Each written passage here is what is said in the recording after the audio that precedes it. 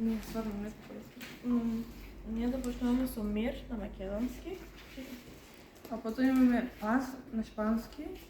После потом имаме Богнаеса на Сусу.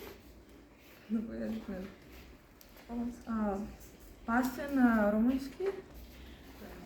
После имаме Хяобин на виетнамски. Чете го. Кирилица е. Спойки. Спунки на украински.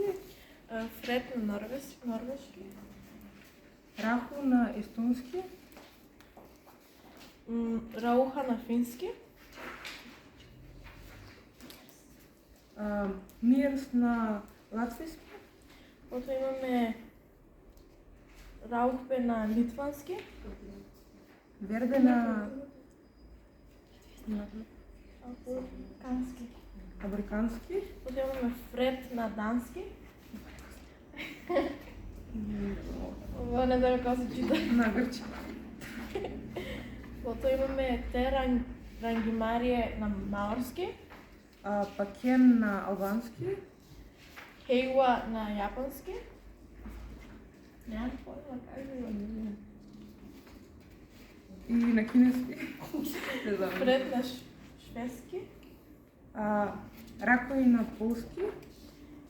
Пе на французски. Куйзур на турски. Руе на германски. Паса на италиански. И пис на английски.